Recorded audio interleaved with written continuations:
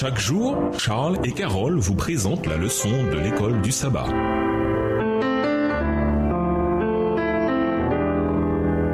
Bienvenue dans votre émission Dieu nous parle. Nous voilà la leçon de lundi. Pureté des mains ou pureté du cœur. Lisons Marc 7 et versets 14 à 19. Que veut dire Jésus par cette énigme de Marc 7 verset 15? Marc 7, versets 14 à 19.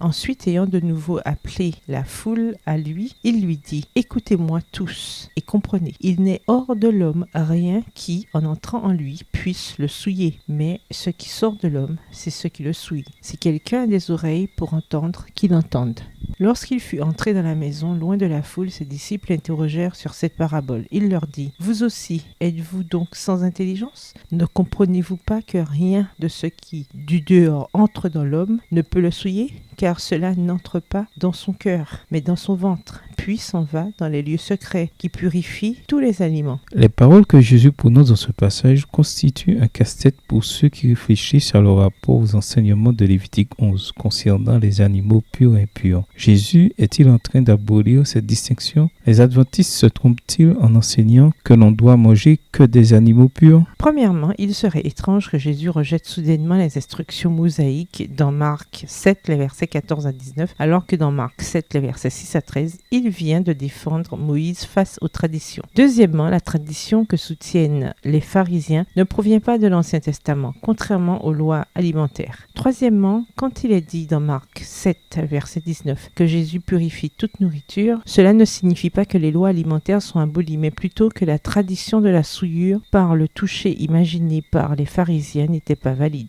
Il en découlait par exemple cette idée erronée que l'on pouvait être souillé en entrant en contact avec un non-juif. Alors, on pouvait aussi être souillé par un simple contact avec la nourriture qu'il avait touchée. Lisons Marc 7 et versets 20 à 23. D'après Jésus, qu'est-ce qui souille une personne? Marc 7, les versets 20 à 23, il dit encore « Ce qui sort de l'homme, c'est ce qui souille l'homme, car c'est du dedans, c'est du cœur des hommes que sortent les mauvaises pensées, les adultères, les impudicités, les meurtres, les vols, les cupidités, les méchancetés, la fraude, le dérèglement, le regard envieux, la calomnie, l'orgueil, la folie. Toutes ces choses mauvaises sortent du dedans et souillent l'homme. » Dans Marc 7, verset 19, Jésus relève que la nourriture ne va pas dans le cœur, mais dans l'estomac, puis dans les intestins. Mais dans Marc 7, verset 21 à 23, il faut remarquer que le mal vient du cœur, du sein même de la personne. Il présente une liste de vices qui portent des pensées pour aboutir à des actes mauvais. Quand on inclut dans la liste la référence au 5e commandement de Marc 7, le verset 10, tous les commandements de la deuxième table du décalogue sont là. Par ailleurs, Jésus fait référence à un culte vain dans Marc 7, le verset 7, qui piétine ce qui est au cœur des 4 premiers commandements du décalogue. Jésus se positionne ainsi comme un défenseur de la loi de Dieu tout au long du passage. Vous avez peut-être une théologie correcte, mais à qui avez-vous donné votre cœur définitif?